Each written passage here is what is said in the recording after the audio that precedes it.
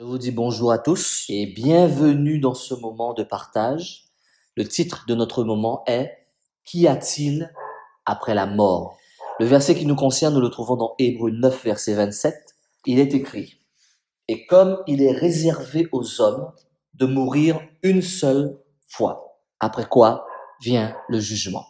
Parmi ceux qui confessent Jésus-Christ comme Seigneur et Sauveur, on constate une certaine confusion quant à ce qui arrive après le décès. Beaucoup de personnes se posent la question, même peut-être vous ici présents, vous vous posez la question aussi. Certains pensent que nous reposerons tous jusqu'au jugement dernier, suite auquel nous serons envoyés au ciel ou en enfer. D'autres croient que nous sommes jugés instantanément au moment de notre mort et envoyés vers notre destination éternelle. On va dire la destination finale. D'autres encore pensent qu'après notre mort, notre âme ou notre esprit est envoyé dans un paradis ou un enfer provisoire en attendant la résurrection, le jugement dernier et enfin notre destination éternelle. Que dit exactement la Bible à ce sujet? Qu'y a-t-il après la mort? Nous allons voyager ensemble à travers la Bible et comprendre ce qu'il y a après la mort. Tout d'abord, il est important, mon frère, ma sœur, mon ami, la famille, de comprendre la différence entre l'âme et l'esprit. Puisque certaines personnes pensent que c'est uniquement l'esprit qui ressuscite et l'âme ne le fait pas. D'autres disent que c'est l'âme et pas l'esprit. Nous allons éclaircir ça. Alors, l'âme et l'esprit sont les deux principaux aspects immatériels que les Écritures attribuent à l'humanité. Leurs différences sont difficiles à discerner précisément. Alors, commençons par l'esprit. Soyez attentifs. L'esprit, avec un E minuscule, fait uniquement référence à la dimension immatérielle de l'homme. Les hommes ont un esprit. Cependant, d'après les Écritures, seuls les croyants sont en vie, spirituellement parlant. Lisons 1 Corinthiens 2, verset 11. Ça nous dit: Lequel des hommes, en effet, connaît les choses de l'homme, si ce n'est l'esprit de l'homme qui est en lui? De même, personne ne connaît les choses de Dieu, si ce n'est l'esprit de Dieu. Et aussi, lisons Jacques 2, verset 26. Ça nous dit, dans la version second 21, en effet, de même que le corps sans esprit est mort, de même la foi sans les œuvres est morte. Alors, pardon, que les incroyants sont spirituellement morts.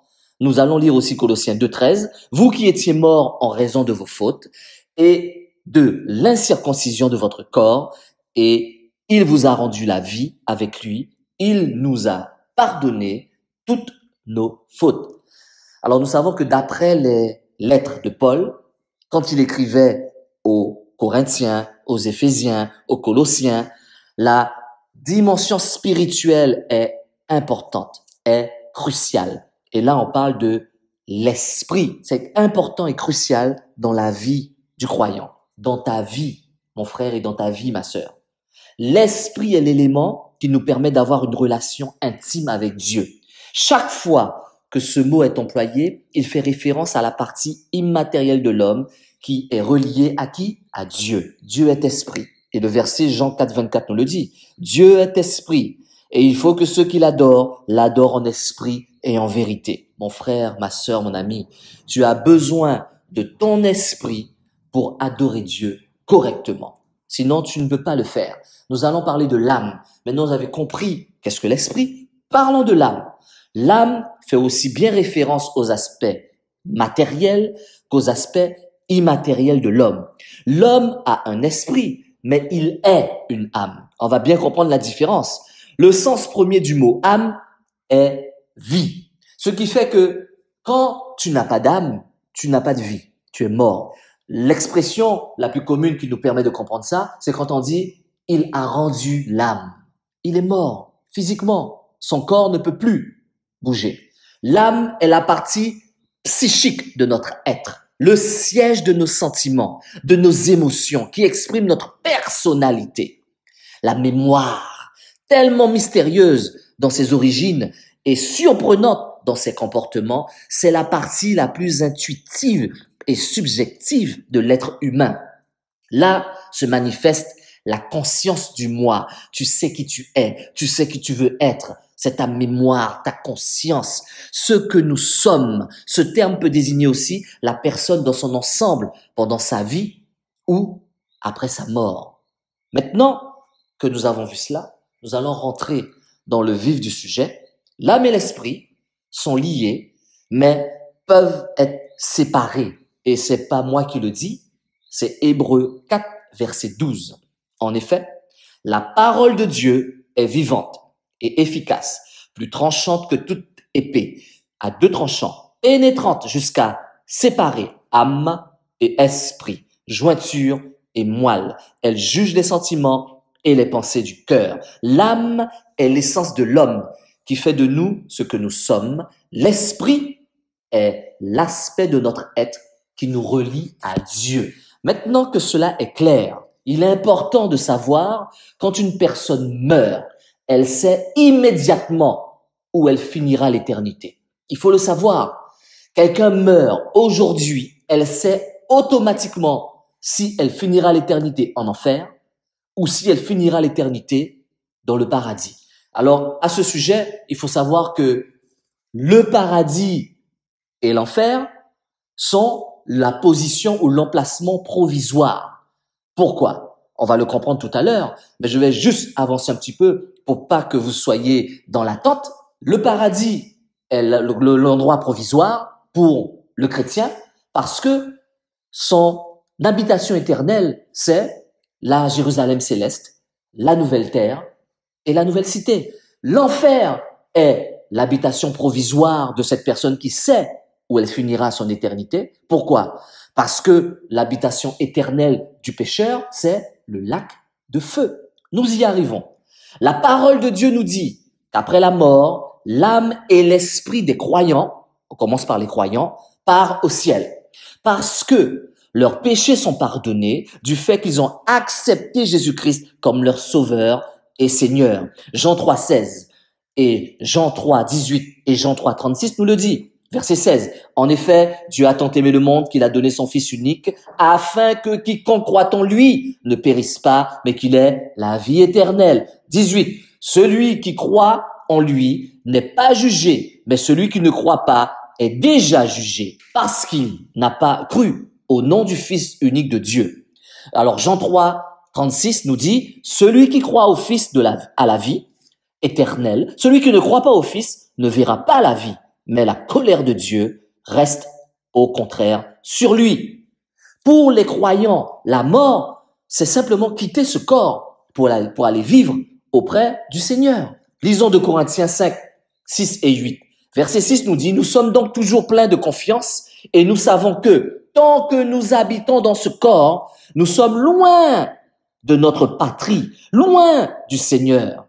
Verset 7, car nous marchons par la foi et non par la vue. Verset 8, oui, nous sommes pleins de confiance et nous aimerions mieux quitter ce corps pour aller vivre auprès du Seigneur. D'après d'autres passages comme 1 Corinthiens 15, 50 à 54, il nous est dit, et ça je vais le lire, ce que je veux dire, frères et sœurs, c'est que notre nature actuelle ne peut pas hériter du royaume de Dieu. Et ce qui est corruptible n'hérite pas non plus de l'incorruptibilité. Voici, je vous dis un mystère. Nous ne mourrons pas tous, mais tous nous serons transformés. En un instant, en un clin d'œil, au son de la dernière trompette, la trompette sonnera, alors les morts ressusciteront incorruptibles et nous serons transformés. Il faut en effet que ce corps corruptible revête l'incorruptibilité et que ce corps mortel revête l'immortalité. Lorsque ce corps corruptible aura revêtu l'incorruptibilité et que ce corps mortel aura revêtu l'immortalité, alors s'accomplira cette parole de l'Écriture, la mort a été engloutie dans la victoire. En lisant aussi 1 Thessaloniciens 4, 13 à 17, nous ne voulons pas, frères et sœurs, que vous soyez dans l'ignorance au sujet de ceux qui sont morts, afin que vous ne soyez pas dans la tristesse comme les autres qui n'ont pas d'espérance. En effet, si nous croyons que Jésus-Christ est mort et qu'il est ressuscité, nous croyons aussi que Dieu ramènera par Jésus et avec lui ceux qui sont morts. Voici ce que nous déclarons d'après la parole du Seigneur. Nous les vivants, restés pour le retour du Seigneur, nous ne devancerons pas ceux qui sont morts. En effet, le Seigneur lui-même a un signal donné à la voix d'un archange et au son de la trompette de Dieu descendra du ciel et ceux qui sont morts en Christ ressusciteront d'abord. Ensuite, nous qui serons encore en vie, nous serons tous ensemble enlevés avec eux sur des nuées à la rencontre du Seigneur dans les airs et ainsi nous serons toujours avec le Seigneur. Ces versets décrivent cependant la résurrection des croyants qui reçoivent un corps glorieux. Si les croyants sont avec Christ immédiatement après leur mort, quelqu'un meurt aujourd'hui, il est avec Christ. Nous sommes d'accord. Pourquoi cette résurrection de leur corps? La question m'a été posée. Il semble que si l'âme et l'esprit des croyants est avec Christ immédiatement après la mort, le corps physique repose d'abord dans la tombe. Même si ça dure 50 ans après ta mort, ton corps ressuscitera glorieux. C'est pas Pascal, frère Pascal qui le dit, c'est la parole de Dieu. À la résurrection des croyants, le corps physique ressuscitera glorieux et sera réuni avec l'âme et l'esprit, avec ton âme et ton esprit. Puis, les croyants vivront éternellement dans les nouveaux cieux et la nouvelle terre. Nous trouvons cela dans Apocalypse 21, 1 et 2. C'est pas frère Pascal qui l'invente. Lisons Apocalypse 2, vers 21, versets 1 et 2. Puis je vis un nouveau ciel et une nouvelle terre, car le premier ciel et la première terre avaient disparu et la mer n'était plus. Et je vis descendre du ciel d'auprès de Dieu la ville sainte, la nouvelle Jérusalem, préparée comme une épouse qui s'est parée pour son époux. Par ailleurs, ceux qui n'auront pas accepté Jésus-Christ, parlons d'eux, comme leur sauveur, seront punis éternellement après leur mort, puisqu'ils savent déjà où ils finiront l'éternité. Cependant, de même que les croyants, ils seront d'abord immédiatement envoyés dans un lieu de séjour temporaire, comme je vous l'ai dit, ce que j'appelle l'enfer temporaire, en attente de la résurrection du jugement dernier et de leur destinée éternelle, destination finale, comme je l'ai dit tout à l'heure. Pour comprendre cela, nous allons lire Luc 16, versets 22 et 23. C'est Jésus-Christ qui parle, mon frère, ma sœur, mon ami. Verset 22. Le pauvre mourut et fut porté par les anges auprès d'Abraham. Le riche mourut aussi et fut enterré. Dans le séjour des morts, en proie à une grande souffrance, il leva les yeux et vit de loin Abraham avec Lazare à ses côtés. Ce verset raconte l'histoire d'un homme riche, tourmenté immédiatement après sa mort, dans le séjour des morts. Ce que j'appelle l'enfer temporaire. Tu sais où tu iras, mon ami, dès que tu es mort. Tes yeux se ferment. Ton âme, tu perds ton âme. Ton esprit et ton âme va vers le ciel, va dans sa destinée et tu sais exactement où tu finiras ton éternité. Tu le sais. Apocalypse 20, 11, 15 décrit la résurrection des incroyants pour être jugés devant le trône blanc, puis jetés dans les temps de feu. Donc, les temps de feu est la destination finale et définitive, éternelle, de quelqu'un qui ne croit pas en Dieu. Les incroyants ne sont donc pas envoyés en enfer dans les temps de feu immédiatement après leur mort. Non, mon frère, ma sœur, mon ami. Mais ils attendent d'abord dans un règne temporaire de jugement, de souffrance et de condamnation. Leur destinée immédiate et temporaire n'a cependant rien de plaisant, je te le dis. Regarde l'homme riche qui s'est écrié « Je souffre cruellement » dans cette flamme. Luc 16, verset 24. Cela peut vous étonner, mon frère, ma sœur, mon ami, mais il m'a été demandé, aurais-je une deuxième chance de salut après ma mort? Frère Pascal, je meurs aujourd'hui. Mais ma famille, là, ils meurent aujourd'hui. Un ami à moi meurt aujourd'hui. Mon père, ma mère meurent aujourd'hui. Auront-ils une deuxième chance une fois qu'ils sont morts? Alors, vous savez que l'idée d'une deuxième chance de salut est très séduisante. Ça plaît aux gens, ça. Mais mon frère, ma sœur, mon ami, la Bible dit clairement que nos chances de salut s'arrêtent à notre mort. Tout se passe sur terre. Ton choix se passe sur terre. Ta décision se passe sur terre. Tant que tu es vivant, c'est ici que tu décides.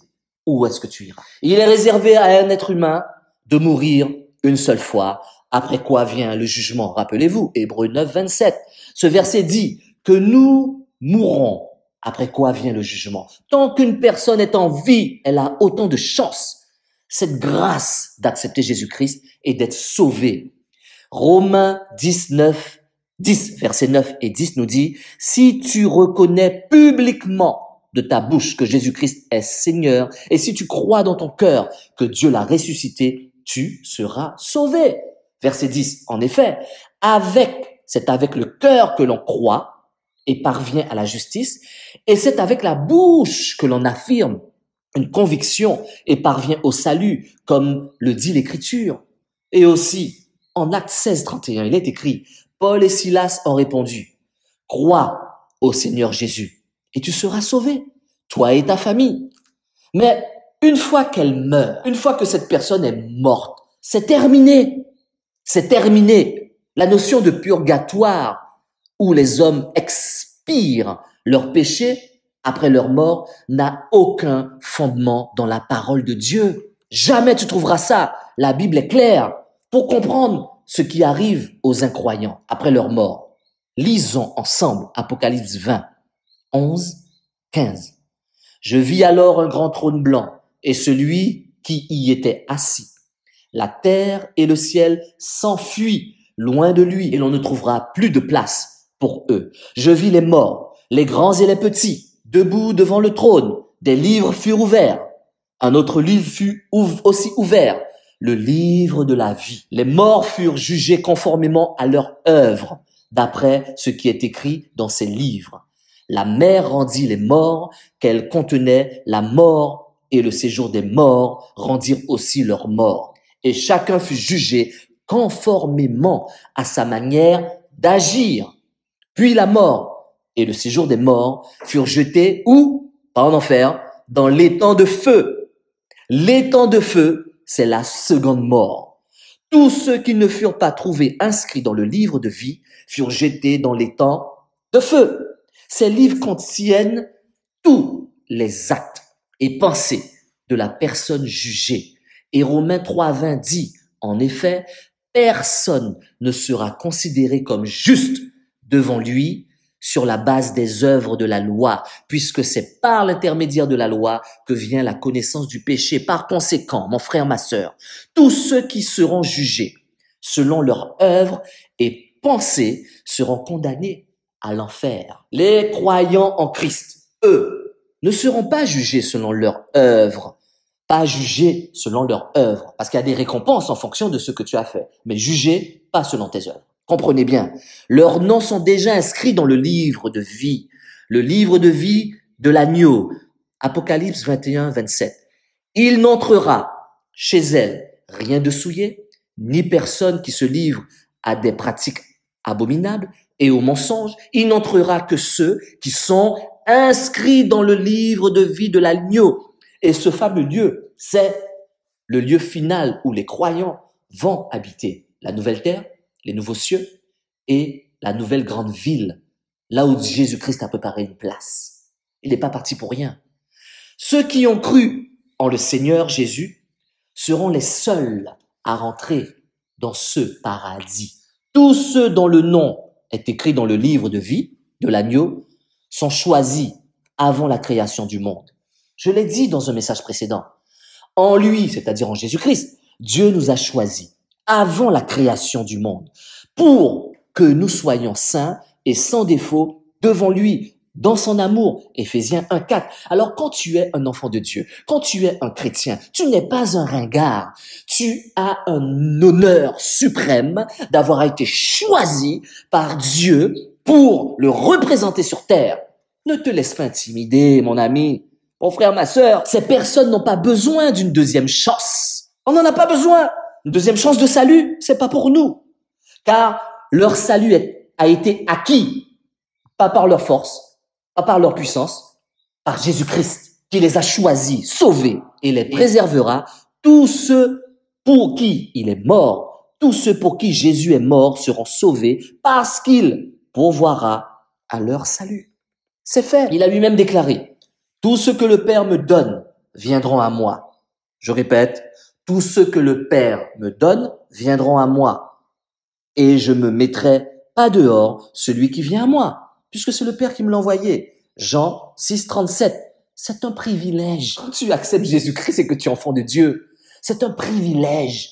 C'est un honneur. Il est écrit aussi, je leur donne la vie éternelle. Elles ne périront jamais. Et personne ne pourra les arracher de ma main. Jean 10, verset 28.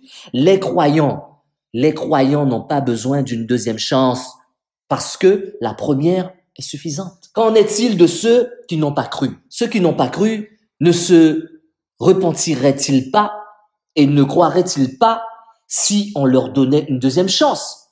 Puisque j'ai été loin dans mon interrogation. La réponse est non. Vous savez pourquoi? Continuons. Car leur cœur n'aura pas été transformé par le seul fait d'être morts. Ils sont morts, mais ils sont morts dans leur état. À quel moment ton cœur est transformé? Ton cœur se transforme quand tu entends la parole de Dieu. Ton cœur est transformé quand tu entends une prédication sur Dieu. Par exemple, ce genre de prédication-là, ton cœur est transformé. Tu commences à prendre conscience de ça et tu te repens. Mais la personne est morte, même si elle a une deuxième chance. Elle est morte dans son état, même si elle voit Dieu devant lui. Il ne changera pas. Écoutez, ma réponse c'est non, car leur cœur n'aura pas été transformé par le seul fait d'être mort. Ils seraient toujours en état d'inimitié. Parce que Jésus-Christ, Dieu par exemple, va les regarder. Dieu va voir qui? Dieu va les voir tels qu'ils sont. Dieu ne verra pas son Fils à travers eux. Ils n'ont pas accepté. Ça c'est la première chose. Inimitié contre Dieu. Et ne l'accepteraient pas, même s'ils le voyaient face à face, comme le montre l'histoire de l'homme riche et de Lazare en Luc 16, 19, 31. Voilà mon exemple. Cet homme avait toutes les raisons de se repentir. Il était riche sur la terre, il est mort un moment de sa vie où il a refusé de donner ce qu'il devait donner à un pauvre, Lazare. C'est la parabole que Dieu a donnée. Il arrive maintenant en enfer. Il voit au loin Lazare avec Abraham. Et qu'est-ce qui se passe? Alors, il ne s'est pas repenti. Il n'a pas saisi une seconde chance de voir la vérité clairement. Mais même dans les tourments de l'enfer, vous savez ce qu'il a fait? Il a seulement demandé à Abraham d'envoyer Lazare sur terre afin qu'il avertisse ses frères et qu'ils ne subissent pas le même sort que lui. Ça veut dire que son cœur n'était pas repentant, uniquement rempli de regrets devant sa situation. Il n'a pas reconnu Jésus comme Seigneur et Sauveur. Donc, même si tu es devant Dieu là maintenant, ton attitude devant Dieu, après que tu meurs maintenant, sans être passé par Christ qui est le seul chemin, la seule vérité, la seule vie, tu ne changeras pas. Impossible. C'est Jésus-Christ qui te transforme. La réponse d'Abraham dit tout. S'ils n'écoutent pas Moïse et les prophètes, ils ne se laisseront pas persuader, même si quelqu'un ressuscite. Luc 16, 31. Si tu n'écoutes pas pendant ta vie quelqu'un qui prêche Jésus-Christ, si tu n'es pas transformé maintenant, tu n'auras pas de seconde chance. Impossible. Même si Dieu voulait te donner une seconde chance, ton âme et ton esprit ne l'accepteraient pas parce que c'est Jésus-Christ qui te transforme. On voit ici que le témoignage des Écritures est suffisant pour le salut et de ceux qui y croient et qu'aucune révélation supplémentaire ne sauverait à ceux qui n'y croient pas. Mon frère, ma sœur, mon ami, toutes les nouvelles chances ne suffiraient pas à transformer un cœur de pierre en un cœur de chair. Impossible. Donc, deuxième chance, tu peux le mettre à côté. Ça marche pas. Philippiens 2, 10, 11 dit, afin qu'au nom de Jésus, chacun plie le genou dans le ciel, sur la terre et sous la terre, et que toute langue reconnaisse que Jésus-Christ est Seigneur, à la gloire de Dieu le Père. Un jour, tout genou fléchira devant Jésus et reconnaîtra qu'il est Sauveur et Seigneur. Mais à ce moment-là, mon frère, ma sœur, mon ami, il sera trop tard pour être sauvé. C'est fini. Ça veut dire que tu seras obligé de plier les genoux devant Jésus-Christ quand tu seras au ciel ou dans la situation où tu te trouves, puisqu'il est Seigneur partout. Mais quand tu es sur terre, tu vois tout le monde plier les genoux devant Jésus? Dieu laisse le choix. Mais quand Jésus sera dans sa gloire, tu n'auras pas le choix. Tu seras obligé de plier les genoux, croyant ou incroyant. Mais comme je te dis, là, il sera trop tard. C'est fini. Alors, après la mort, tout ce qui attend l'incroyant, c'est le jugement. Puis la mort est le séjour des morts. furent jetés dans les temps de feu. Tu vois? La mort et le séjour des morts fut jeté dans les temps de feu. Donc, c'est pas l'enfer ta destination finale. L'enfer, c'est provisoire. Tu sais où tu iras en finalité, mais tu dois passer en jugement. Et après, les temps de feu t'attendent. Même la mort va te rejoindre. Même le séjour des morts va te rejoindre. Les temps de feu, c'est la seconde mort. Tous ceux qui ne furent pas trouvés inscrits dans le livre de vie furent jetés où? Dans les temps de feu. Apocalypse 20, 14 et 15. C'est pourquoi nous devons croire en lui dès cette vie, pendant que tu es sur terre. Fais le bon choix, mon ami. Je dis pas mon frère, ma sœur, parce que tu as déjà fait le choix. Mon ami, fais le bon choix. Pour conclure, après la mort, nous serons d'abord dans un paradis ou un enfer provisoire, j'insiste. Ensuite, lors de la résurrection, notre destinée éternelle ne changera pas. Ce sera soit une destinée éternelle paradis, soit une destinée éternelle enfer. Mais seul son emplacement changera. Les temps de feu, la cité céleste. Les croyants habiteront les nouveaux cieux de la nouvelle terre, Apocalypse 21, 1. Les incroyants, eux, seront jugés dans les temps de feu, Apocalypse 20, 11, 15, que je viens de lire. C'est ce qu'il y a après la mort, mon frère, ma sœur. C'est ce qu'il y a après la mort, mon ami.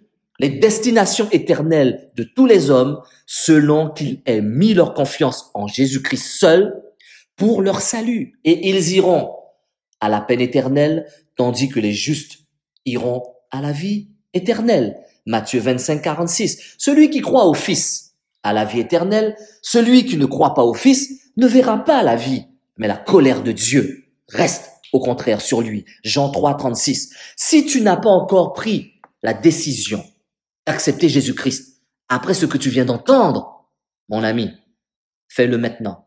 Fais-le aujourd'hui. Clique en bas du lien de ce message. Et si tu l'as déjà fait, bienvenue dans le corps de Christ. C'est ce partage que j'ai reçu pour nous aujourd'hui. Amen. Amen.